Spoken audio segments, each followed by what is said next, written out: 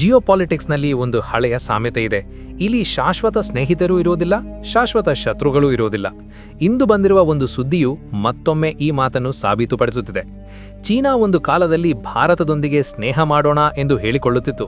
ಅದೇ ಚೀನಾ ಈಗ ಭಾರತದ ವಿರುದ್ಧ ದೂರು ದಾಖಲಿಸಿ ನೇರವಾಗಿ ವರ್ಲ್ಡ್ ಟ್ರೇಡ್ ಆರ್ಗನೈಸೇಷನ್ ಅಂದರೆ WTO ಬಳಿ ಬಂದಿದೆ.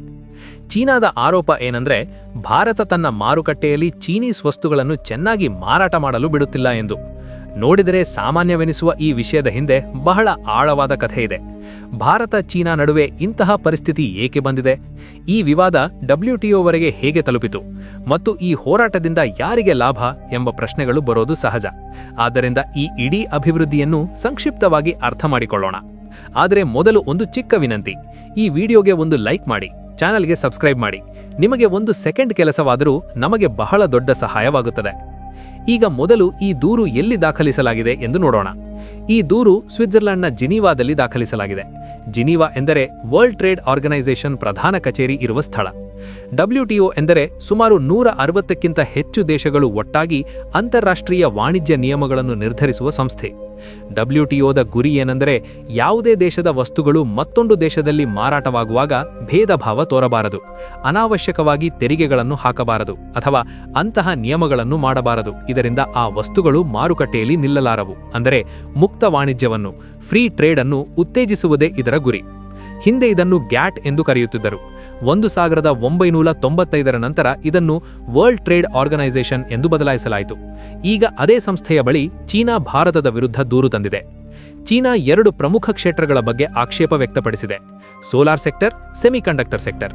ಚೀನಾ ಹೇಳುವುದೇನೆಂದರೆ ಭಾರತ ನೇರವಾಗಿ ಚೀನೀಸ್ ವಸ್ತುಗಳ ಮೇಲೆ ಬ್ಯಾನ್ ಹಾಕುತ್ತಿಲ್ಲ ನಿಜ, ಆದರೆ ತನ್ನ ಸ್ವದೇಶಿ ಕಂಪನಿಗಳಿಗೆ ಸಬ್ಸಿಡಿಗಳು, ಪ್ರೋತ್ಸಾಹಗಳನ್ನು ನೀಡಿ ಅವುಗಳನ್ನು ಬಹಳ ಕಡಿಮೆ ಬೆಲೆಗೆ ತಯಾರಿಸುತ್ತಿದೆ.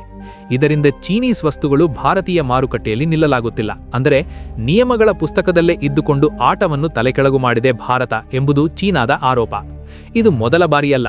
ಇದಕ್ಕೂ ಮುಂಚೆ ಅಕ್ಟೋಬರ್ನಲ್ಲೇ ಚೀನಾ ಎಲೆಕ್ಟ್ರಿಕ್ ವಾಹನ ಬ್ಯಾಟರಿಗಳಿಗೆ ಸಂಬಂಧಿಸಿದಂತೆ ಭಾರತದ ವಿರುದ್ಧ WTOಯಲ್ಲಿ ದೂರು ದಾಖಲಿಸಿತ್ತು. ಈಗ ಬ್ಯಾಟರಿ ನಂತರ ಸೋಲಾರ್ ಮತ್ತು ಸೆಮಿಕಂಡಕ್ಟರ್ಗಳ ಮೇಲೆ ದಾಳಿ ಮಾಡಿದೆ. ಚೀನಾ WTO ಇಂದ ಏನು ಒತ್ತಾಯಿಸಿದೆ ಎಂದರೆ ಭಾರತದೊಂದಿಗೆ ವಿವಾದ ಸಮಾಲೋಚನೆ ಪ್ರಾರಂಭಿಸಬೇಕು ಎಂದು. ಅಂದರೆ 2 ದೇಶಗಳನ್ನು ಕೂರಿಸಿ ಭಾರತ ತನ್ನ ಸ್ವದೇಶಿ ನೀತಿಗಳ ಮೂಲಕ ಚೀನೀಸ್ ಕಂಪನಿಗಳಿಗೆ ಏಕೆ ಅಡ್ಡಿಗಳನ್ನುಂಟು ಮಾಡುತ್ತಿದೆ ಎಂದು ಕೇಳಬೇಕು ಎಂದು. ಇಲ್ಲಿ ಒಂದು ಮುಖ್ಯ ವಿಷಯ ಅರ್ಥ ಮಾಡಿಕೊಳ್ಳಬೇಕು: WTO ಯಾವುದೇ ದೇಶವನ್ನು ನೇರವಾಗಿ ಶಿಕ್ಷಿಸುವುದಿಲ್ಲ. ದೂರು ಸರಿಯೆಂದು ತೀರ್ಮಾನವಾದರೆ ಆ ದೇಶಕ್ಕೆ ಕೆಲವು ಸಮಯ ಕೊಡುತ್ತದೆ ತನ್ನ ನೀತಿಗಳಲ್ಲಿ ಬದಲಾವಣೆ ಮಾಡಲು. ಬದಲಾವಣೆ ಮಾಡದಿದ್ದರೆ ದೂರು ನೀಡಿದ ದೇಶಕ್ಕೆ ಪ್ರತೀಕಾರ ತೆರಿಗೆಗಳು, ಶುಲ್ಕಗಳನ್ನು ವಿಧಿಸುವ ಅನುಮತಿ ನೀಡುತ್ತದೆ. ಅಂದರೆ WTO ಮೂಲಕ ತೆರಿಗೆ ವಿಧಿಸಲು ಕಾನೂನುಬದ್ಧ ರೂಪವನ್ನು ನೀಡುತ್ತಾರೆ. ಈಗಿನ ಕಥೆ ಚೀನಾ ಭಾರತದ ನಡುವಿನದ್ದು. ಚೀನಾ ಹೇಳುವುದೇನೆಂದರೆ ಭಾರತ ಸೋಲಾರ್ ಸೆಲ್ ಮಾಡ್ಯೂಲ್ಗಳು, IT ಸಂಬಂಧಿತ ಉತ್ಪನ್ನಗಳಲ್ಲಿ ತನ್ನ ಕಂಪನಿಗಳಿಗೆ ಸರಕಾರಿ ಸಹಾಯ ನೀಡುತ್ತಿದೆ ಎಂದು. ಇದರಿಂದ ಚೀನೀಸ್ ಕಂಪನಿಗಳಿಗೆ ನಷ್ಟವಾಗುತ್ತಿದೆ. ಅವರ ವಸ್ತುಗಳು ಭಾರತದಲ್ಲಿ ಮಾರಾಟವಾಗುತ್ತಿಲ್ಲ. ಇಲ್ಲಿಂದಲೇ ನಿಜವಾದ ಕಥೆ ಶುರುವಾಗುತ್ತದೆ. ಭಾರತ ಏನು ಮಾಡಿದೆ? ಏಕೆ ಚೀನಾ ಇಷ್ಟು ಅಸ್ಥಿರಗೊಂಡಿದೆ? ಸೋಲಾರ್ ಮತ್ತು ಸೆಮಿಕಂಡಕ್ಟರ್ ಕ್ಷೇತ್ರಗಳಲ್ಲಿ ಭಾರತದ ವ್ಯೂಹ ಏನು? ಇವೆಲ್ಲವನ್ನು ನಂತರ ವಿವರವಾಗಿ ನೋಡೋಣ. ಭಾರತ ಗತ ಕೆಲವು ವರ್ಷಗಳಿಂದ ಒಂದು ಸ್ಪಷ್ಟ ನಿರ್ಧಾರ ತೆಗೆದುಕೊಂಡಿದೆ. ದೇಶವನ್ನು ಆತ್ಮನಿರ್ಭರವಾಗಬೇಕಾದರೆ ಕೇವಲ ಆಮದುಗಳ ಮೇಲೆ ಅವಲಂಬಿತವಾಗಬಾರದು. ಈ ಚಿಂತನೆಯೊಂದಿಗೆಯೇ ಮೇಕ್ ಇನ್ ಇಂಡಿಯಾದ ಬುನಾದಿ ಬಿತ್ತು. ಅದಕ್ಕೆ ಬಲ ತುಂಬಲು ಪ್ರೊಡಕ್ಷನ್ ಲಿಂಕ್ಡ್ ಇನ್ಸೆಂಟಿವ್ ಸ್ಕೀಮ್ ಅಂದರೆ PLI ಸ್ಕೀಮ್ ತರಲಾಯಿತು. PLI ಸ್ಕೀಮ್ ಎಂದರೆ ಸರಳವಾಗಿ ಭಾರತದಲ್ಲಿ ಉತ್ಪಾದನೆ ಮಾಡುವ ಕಂಪನಿಗಳಿಗೆ ಉತ್ಪಾದನೆಯ ಪ್ರಕಾರ ಸರ್ಕಾರ ಆರ್ಥಿಕ ಸಹಾಯ ನೀಡುತ್ತದೆ. ಇದರಿಂದ ಕಂಪನಿಗಳ ರಿಸ್ಕ್ ಕಡಿಮೆಯಾಗುತ್ತದೆ, ಖರ್ಚು ಕಡಿಮೆಯಾಗುತ್ತದೆ, ದೇಶದಲ್ಲಿ ಮ್ಯಾನುಫ್ಯಾಕ್ಚರಿಂಗ್ ಹೆಚ್ಚಾಗುತ್ತದೆ. ಅದೇ ಮಾಡೆಲ್ ಅನ್ನು ಭಾರತ ಸೋಲಾರ್ ಸೆಲ್ಗಳು, ಸೆಮಿಕಂಡಕ್ಟರ್ ಕ್ಷೇತ್ರಗಳಲ್ಲೂ ಅನ್ವಯಿಸಿದೆ. ಚೀನಾದ ಆರೋಪ ಇದೆ: ಈ ಪ್ರೋತ್ಸಾಹಗಳ ಮೂಲಕ ಭಾರತ ತನ್ನ ಸ್ವದೇಶಿ ಉತ್ಪನ್ನಗಳನ್ನು ಕೃತಕವಾಗಿ ಚವಕ ಮಾಡುತ್ತಿದೆ ಎಂದು. ಉದಾಹರಣೆಗೆ ಒಂದು ಸೋಲಾರ್ ಪ್ಯಾನಲ್ನ ಬೆಲೆ ₹100 ಎಂದುಕೊಂಡರೆ ಸರ್ಕಾರ PLI ಮೂಲಕ ₹40 ಭಾರವನ್ನು ತಾನೇ ಭರಿಸಿದರೆ ಆ ಪ್ಯಾನಲ್ ಮಾರುಕಟ್ಟೆಯಲ್ಲಿ ₹62 ಅಥವಾ ₹65ಗೆ ಮಾರಾಟವಾಗುತ್ತದೆ.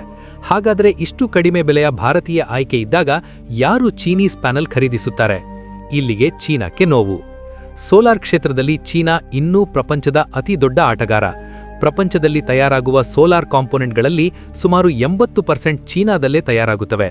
ಸೋಲಾರ್ ವೇಫರ್ಗಳಲ್ಲಿ 98%, ಸೋಲಾರ್ ಸೆಲ್ಗಳಲ್ಲಿ 92% ಚೀನಾದ ಕೈಯಲ್ಲೇ ಇದೆ. ಚೀನಾ ಪ್ರಸ್ತುತ 1100 ಗಿಗಾವ್ಯಾಟ್ಗಿಂತ ಹೆಚ್ಚು ಸೋಲಾರ್ ಶಕ್ತಿ ಸಾಮರ್ಥ್ಯವನ್ನು ಸಾಧಿಸಿದೆ. ಅಂದರೆ 1 ಟೆರಾವ್ಯಾಟ್ ಮಾರ್ಕ್ ದಾಟಿದ ಮೊದಲ ದೇಶ ಚೀನಾವೇ. ಪ್ರಪಂಚದ ಒಟ್ಟು ಸೋಲಾರ್ ಇನ್ಸ್ಟಾಲೇಷನ್ಗಳಲ್ಲಿ ಸುಮಾರು 67% ಚೀನಾದಲ್ಲೇ ಇದೆ. ಭಾರತದ ವಿಷಯಕ್ಕೆ ಬಂದರೆ 2030ರ ವೇಳೆಗೆ 500 ಗಿಗಾವ್ಯಾಟ್ ನವೀಕರಣೀಯ ಶಕ್ತಿ ಗುರಿ ಹಾಕಿಕೊಂಡಿದೆ. ಸೋಲಾರ್, ವಿಂಡ್, ಹೈಡ್ರೋ ಮುಂತಾದವುಗಳನ್ನು ಸೇರಿಸಿ ಪ್ರಸ್ತುತ ಭಾರತದ ನವೀಕರಣೀಯ ಸಾಮರ್ಥ್ಯ ಸುಮಾರು 220 ಗಿಗಾವ್ಯಾಟ್ ಬಳಿ ಇದೆ. 2024-25ರ ಆರ್ಥಿಕ ವರ್ಷದಲ್ಲಿ ಹೊಸದಾಗಿ 29 ಗಿಗಾವ್ಯಾಟ್ ನವೀಕರಣೀಯ ಸಾಮರ್ಥ್ಯ ಸೇರಿಸಲಾಗಿದೆ. ಅದರಲ್ಲಿ ಸೋಲಾರ್ ಸುಮಾರು 23 ಗಿಗಾವ್ಯಾಟ್ ಇದೆ. ಪ್ರೆಸ್ ಇನ್ಫಾರ್ಮೇಷನ್ ಬ್ಯೂರೋ ಡೇಟಾ ಪ್ರಕಾರ ಚೀನಾದ ವೇಗಕ್ಕೆ ಹೋಲಿಸಿದರೆ ಚೀನಾ ಕೇವಲ 6 ತಿಂಗಳಲ್ಲಿ 256 ಗಿಗಾವ್ಯಾಟ್ ಹೊಸ ಸೋಲಾರ್ ಸಾಮರ್ಥ್ಯ ಸೇರಿಸಿದೆ. ಅಂದರೆ ಭಾರತ 5 ವರ್ಷಗಳಲ್ಲಿ ತಲುಪಲು ಉದ್ದೇಶಿಸಿರುವ ಗುರಿಯಲ್ಲಿ ಸರಿಸುಮಾರು ಅರ್ಧ ಭಾಗವನ್ನು ಚೀನಾ 6 ತಿಂಗಳಲ್ಲೇ ಸಾಧಿಸುತ್ತಿದೆ. ಈ ತಾರತಮ್ಯವೇ ಚೀನಾವನ್ನು ಅಂತಹ ದೊಡ್ಡ ಸೋಲಾರ್ ರಫ್ತುದಾರನನ್ನಾಗಿ ಮಾಡಿದೆ. ಪ್ರಪಂಚ ಸೋಲಾರ್ ಕಡೆಗೆ ಹೋಗುತ್ತಿರುವಾಗ ಚೀನಾಕ್ಕೆ ಹೊಸ ಮಾರುಕಟ್ಟೆಗಳ ಅಗತ್ಯವಿದೆ. ಭಾರತ ದೊಡ್ಡ ಮಾರುಕಟ್ಟೆ. ಆದರೆ ಭಾರತ ನಿರ್ಧರಿಸಿದೆ, ಚೀನೀಸ್ ಪ್ಯಾನೆಲ್ಗಳನ್ನು ಖರೀದಿಸುವುದಕ್ಕಿಂತ ದೇಶದಲ್ಲೇ ಫ್ಯಾಕ್ಟರಿಗಳನ್ನು ನಿರ್ಮಿಸಿ ಉದ್ಯೋಗ ಸೃಷ್ಟಿಸಿ ತಂತ್ರಜ್ಞಾನ ಅಭಿವೃದ್ಧಿ ಮಾಡುವುದೇ ಉತ್ತಮ ಎಂದು. ಇಲ್ಲಿಗೆ ಘರ್ಷಣೆ ಆರಂಭವಾಯಿತು. ಭಾರತ ಸೋಲಾರ್ ಪಿವಿ ಮ್ಯಾನುಫ್ಯಾಕ್ಚರಿಂಗಾಗಿ ಸುಮಾರು 48,000 ಕೋಟಿ ಹೂಡಿಕೆ ಯೋಜನೆ ಮಾಡಿದೆ. ಸೆಮಿಕಂಡಕ್ಟರ್ ಕ್ಷೇತ್ರದಲ್ಲೂ ಭಾರೀ ಪ್ರೋತ್ಸಾಹಗಳನ್ನು ಘೋಷಿಸಿದೆ. ಚೀನಾ ತನ್ನ ದೂರಿನಲ್ಲಿ PLI ಸ್ಕೀಮ್ ದಾಖಲೆಗಳನ್ನು ಲಗತ್ತಿಸಿದೆ. ಇದುವರೆಗೆ 1.97 ಲಕ್ಷ ಕೋಟಿ ಪ್ರೋತ್ಸಾಹಗಳನ್ನು ನೀಡಲಾಗಿದೆ ಎಂಬ ಪ್ರೆಸ್ ಇನ್ಫಾರ್ಮೇಷನ್ ಬ್ಯೂರೋ ಡೇಟಾವನ್ನು ಉಲ್ಲೇಖಿಸಿದೆ. ಈ ಪ್ರೋತ್ಸಾಹಗಳ ಪ್ರಭಾವ ಸ್ಪಷ್ಟವಾಗಿ ಕಾಣುತ್ತಿದೆ. ಮೊಬೈಲ್ ಫೋನ್ ಮ್ಯಾನುಫ್ಯಾಕ್ಚರಿಂಗ್ ಹೆಚ್ಚಾಗಿದೆ, ಆಟೋ ಕಾಂಪೊನೆಂಟ್ಗಳ ಉತ್ಪಾದನೆ ಹೆಚ್ಚಾಗಿದೆ, ಫಾರ್ಮಾ, ಫುಡ್ ಪ್ರೊಸೆಸಿಂಗ್ ಕ್ಷೇತ್ರಗಳಲ್ಲಿ ಭಾರತದ ವಾಟ ಹೆಚ್ಚಾಗಿದೆ. ಅತಿ ಮುಖ್ಯವಾಗಿ ಲಕ್ಷಾಂತರ ಜನರಿಗೆ ಉದ್ಯೋಗಗಳು ಬಂದಿವೆ.